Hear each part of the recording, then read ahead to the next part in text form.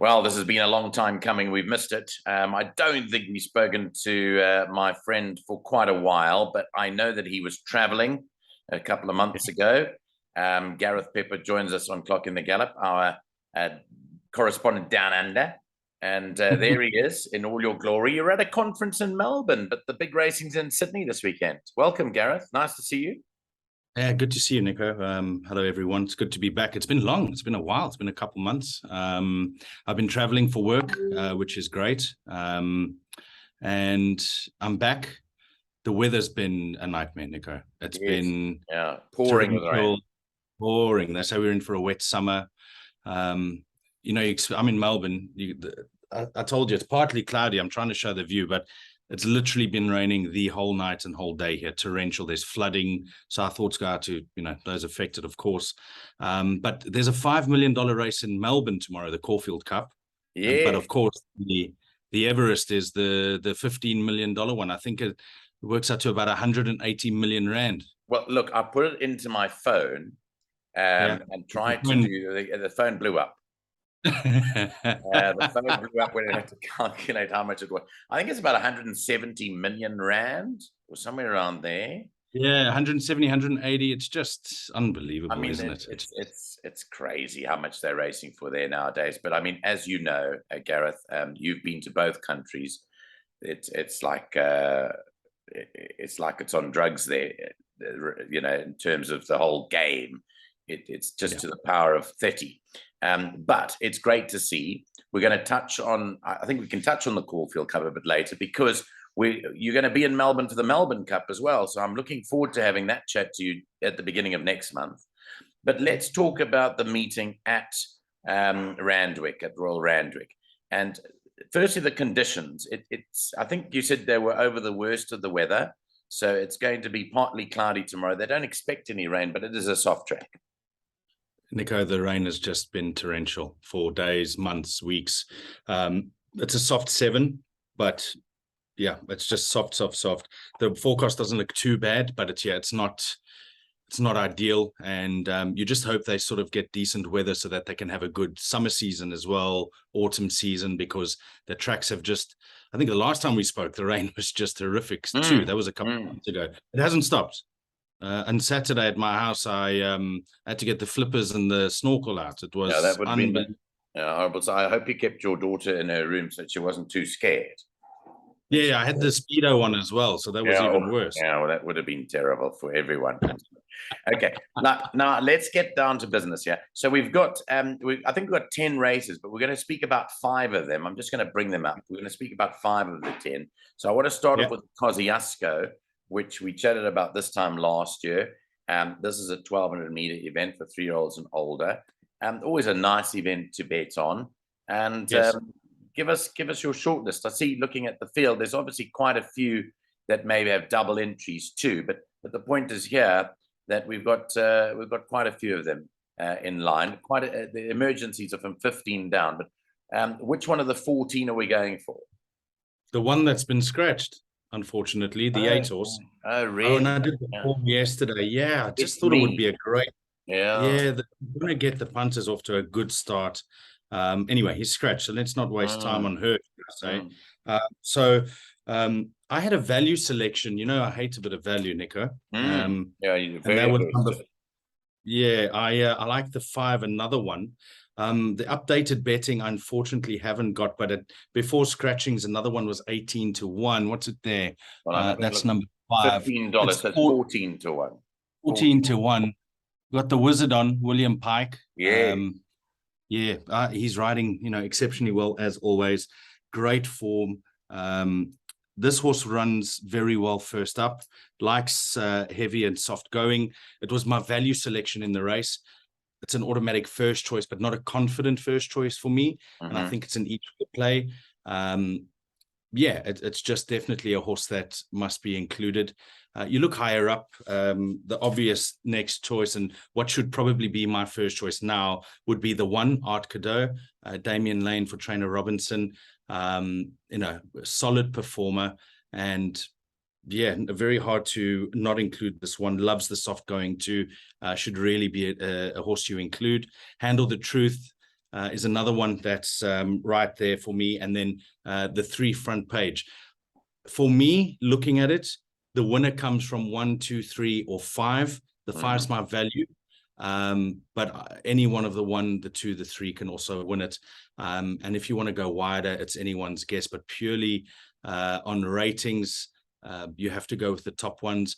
It's sad that the 8's out, because it was going to be my banker to get punters going early, but that's racing. We'll live to fight it for the day.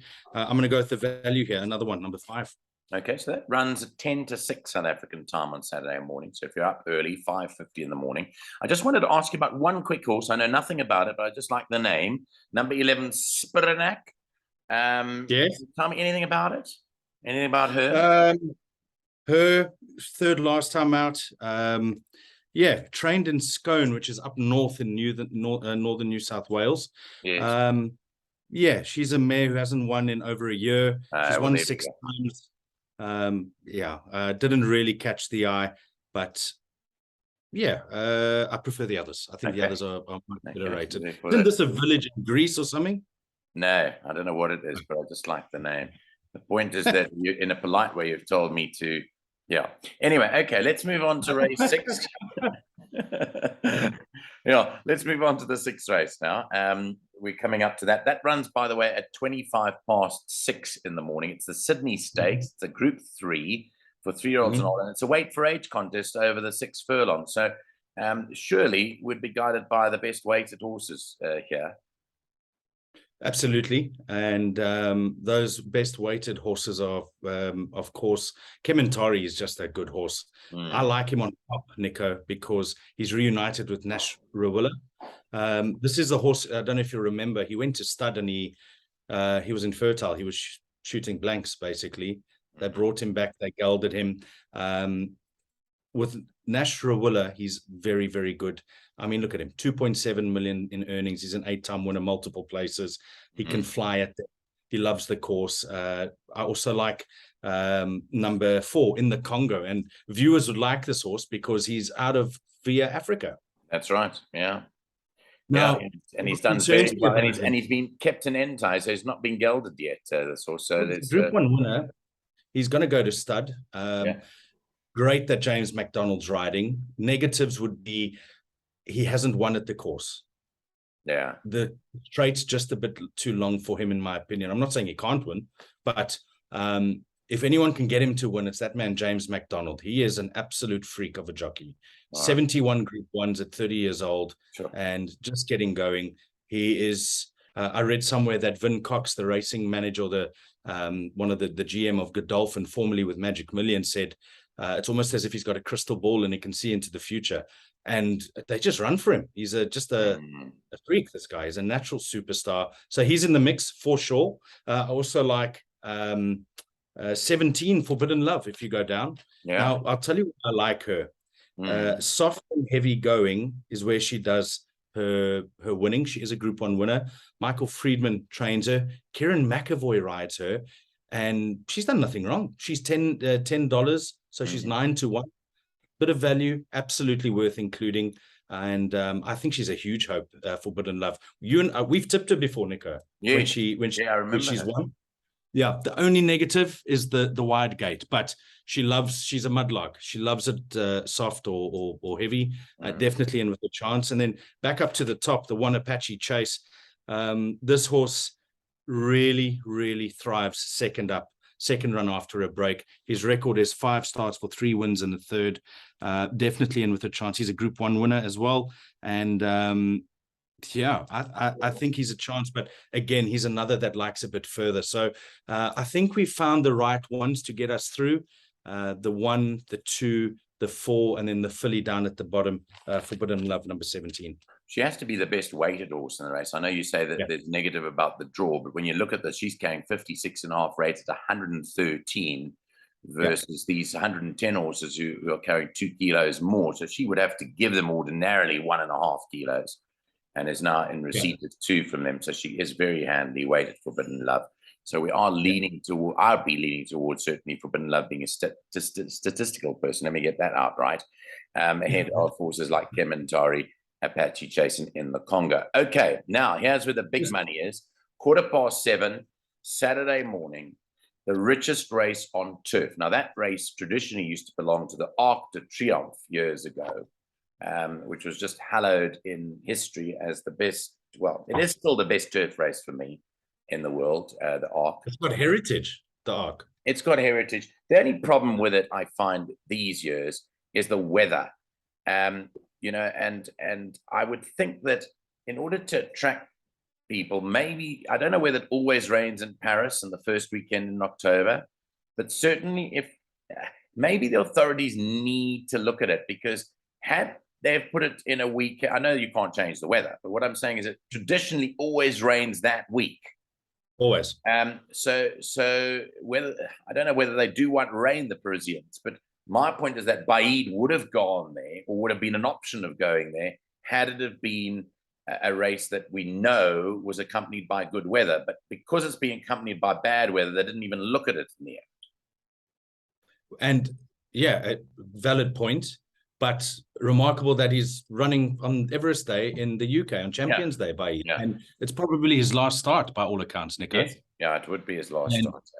He's an absolute animal, superstar, like a pleasure to watch. I get goosebumps watching him. He's a beast. The beast of a horse, and the stories that go on behind it. I mean, I'm fascinated with why not more is done, certainly in our country.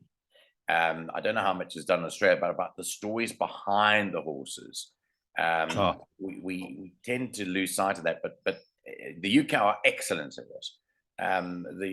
They're excellent at the background story behind the horse, training in the morning, where it grew up, the management of the horse, the decisions that are taken by Sheikh Hamdan's, the late Sheikh Hamdan's team about where to run the horse. All of those, the intricacies involved in the decision making.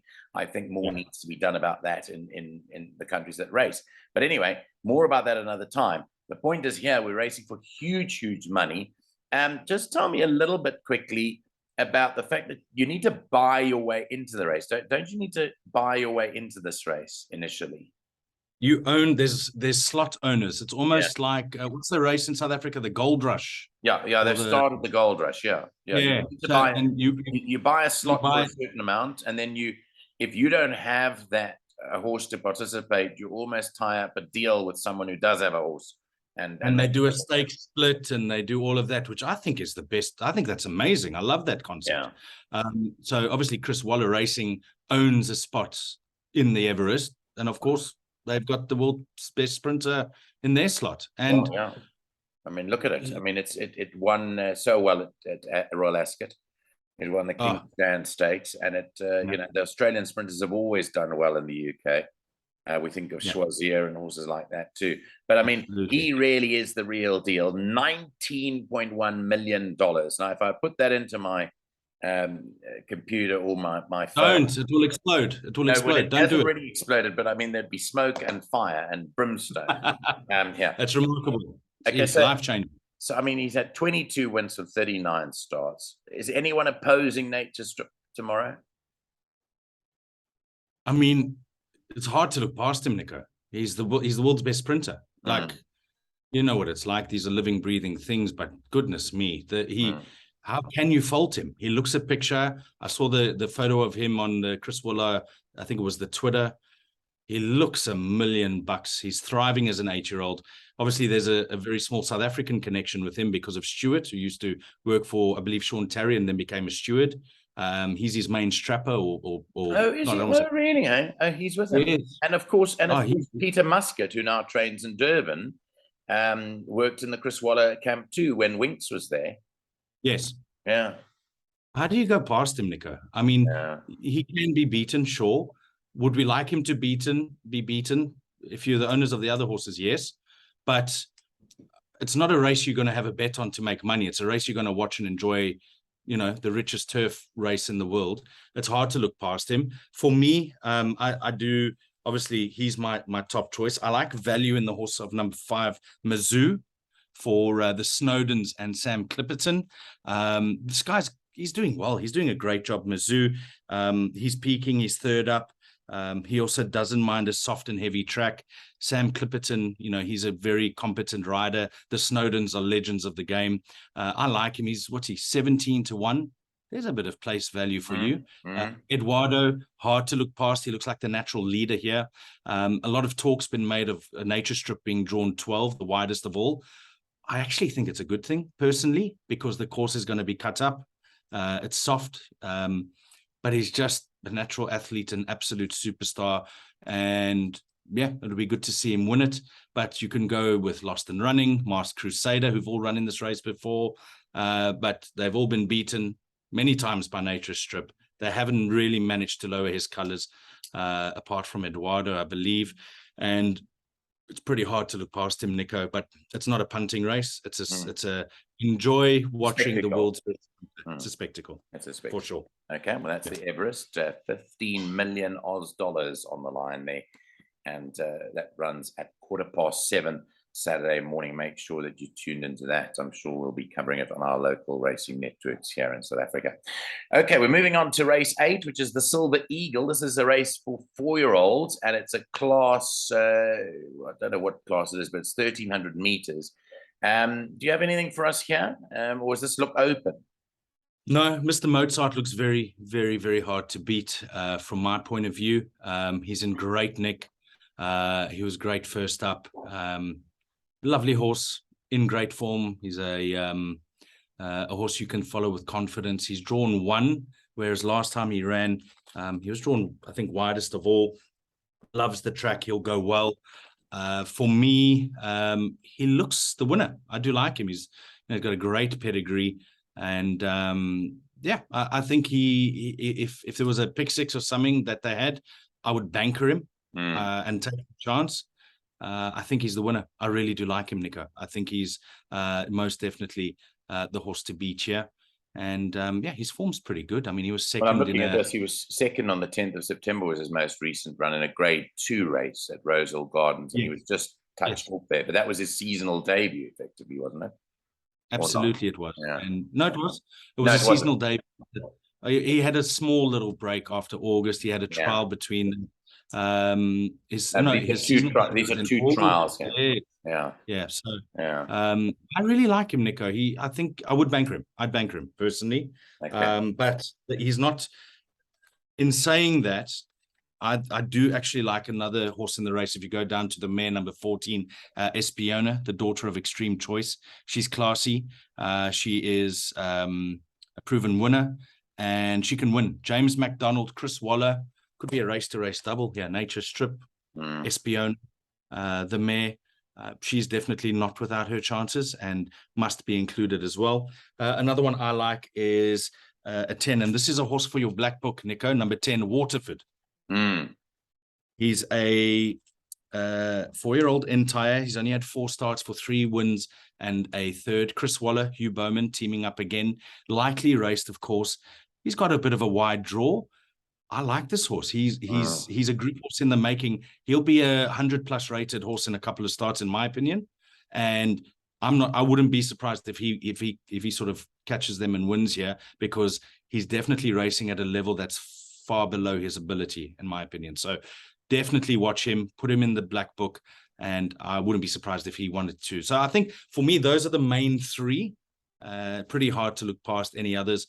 Maybe include the 2 from the Robert Heathcote yard, the mare. She's got a rating of 108. She's won a couple. She's won just under 900K, so she's in with a chance. But just keep your eye on the 10, Nico. He's a really lovely horse in the making. I'm not saying he's a champion, but he's going to win a lot of races. Yeah, so it's on the up is number 10, Waterford. But you're leaning towards 1, Mr. Mozart, and down at the bottom here, number 14, Espiona. Just quickly, nice to see Keegan Latham riding in this one. He rides the 5 Flying Crazy. How's he going? Keegan, obviously, he's got a beautiful daughter, Eleanor, now.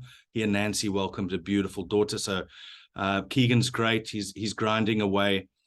Keegan's Keegan. He's honest. He's reliable. He's a good mate. He's a good friend of mine. And yeah, on these bigger days, unfortunately, he doesn't get these massive opportunities. But he's riding winners, Nico. I think he had 2 winners on Wednesday. He's a good boy. He's someone we should get on the show again soon. Yeah, we need to get him back on and chat to him, but we will do that, I think, in the near future. You wanted to touch on race 9 before you go. I know you've got to get back to proceedings there at this conference that you're attending, but race 9 you wanted to specifically talk about because there's a new initiative for 5-year-old horses that they've got some incentives. This is restricted to 5-year-olds, and they basically are just giving some incentives to continue running your horses. Tell us a little bit about it, the background. So basically, there's this new initiative on the 5th of November at Randwick. There, I think it's Randwick. Is going to Rose Hill on the 5th of November. It is going to be a $2 million race for 5-year-olds only. That's it. Right. You've got to be 5 to run in this. This is like the prelude. How wonderful! The prelude's worth $1 million, Nico. I mean, it's just it's just insane. Yeah. So you made a very valid point just before we clicked on. It encourages them to keep horses in training longer. It encourages. I think that's wonderful for racing. It's very hard to look past the one horse. Absolute. He's probably the best bet of the day, Ellsberg. I'd banker him. I'd have a bet him in doubles, maybe onto racing in South Africa, onto Baid. He's the best bet on the card for me, Ellsberg. Very, very hard to beat. Don't be confused. This is not Ellsberg in Johannesburg. This is Ellsberg Racing at Royal Randwick. Yeah. Hopefully not. So there we go. So it looks like 19 to 2 to 1. Looks like 2 to 1 is the great price. Yeah. Great price. So you're saying this is probably the best of the day for you, Ellsberg. Yeah. And if we're taking any horses on Saturday after we do our preview with Lyle, I think is on tomorrow with me. Then we can include Ellsberg. Look, Gareth, it's been a great time chatting with you again. Appreciate all your thoughts and you coming through to us. We're looking forward to the Melbourne Cup, first Tuesday in November. And I know you're coming out to South Africa in the not too distant future, early next year. Early next year, going to come see the old boy. Got to make sure he's okay. And I'm going to see him before you do. I think I'm popping in down that part of the world in December. So I will get together with him at some stage, and then all hell will break loose, I'm sure. You'll get stuck into that drinks cabinet of his. He's got too much nice whiskey that's not being drunk at the moment. So please help yourself. You have my permission. And when I'm there, mate, I can't wait to see you and some of my other very good friends. It's going to be amazing. But hopefully it will come soon. Time's flying. I can't believe it's October already. Absolutely. Gareth Pepper joins us from Melbourne. He's talking about racing in Sydney. Just quickly before you go, there's that big race, the Caulfield Cup there tomorrow. You're not going to be there, but quickly tell us the Caulfield Cup and leading into the Melbourne Cup, what the talk is for the Caulfield Cup. Is there anything good on the card, or is there anything good in that particular race to look out for? I'm going to pull up the field now. All I know is it's a $5 million race, Nico, again, which is huge money. Yeah, over 2,400 meters. First prize is 3 million Aussie. First prize, it's just remarkable. Everyone is going for, and when I say everyone, all the experts are tipping horse number 9, Allegron. 7, Vaughan de Clare will be going towards the Melbourne Cup, and he's being ridden by Blake Shin, who's returned recently from Hong Kong, as you know, and he's riding very well, Blake. Great House is a chance for Brett Preble and Chris Waller. That's another one. And who else did I? And I haven't done the form, so please don't hold me to any of these selections. But just reading through it this morning, those were probably the main selections from me. But what's remarkable? Don't forget your old mate David Payne's filly, Montefilia, number 4. Jason Collett rides for your mate David Payne, and she's a Group 1 winner, as we know. Lovely mare. She won the Randwick Stakes in March at Randwick. Which was a Group 1. But interesting for me, it's a $5 million race, and we haven't got any raiders from Europe or anywhere else in the world. There's no international horses, not even from New Zealand, which doesn't make sense to me. I mean, this is decent money, Nico. Yeah. And again, it would be a heavy track, would it there? Nico, the rain we've had here, I'm not too far from Caulfield. It would be very soft to heavy for sure, with more rain coming tonight, I believe. And it's just great. But can you imagine? We've got a $5 million race in Melbourne and a $15 million race in Sydney. It's just unbelievable. A huge racing weekend there in Australia. Well, we always are thankful for you and appreciative of you coming on the show. I know you've got a huge following here too, Gareth. So nice to catch up with you. And we'll see you again in a few weeks' time for the Melbourne Cup, where we can get the lowdown. I know you're planning a special guest for that show, so we're looking forward to who you've got on for us. But all the best for the rest of your weekend, and catch up with you again soon, Gareth. Thanks, Nico. Cheers, everyone. Go well. Bye-bye.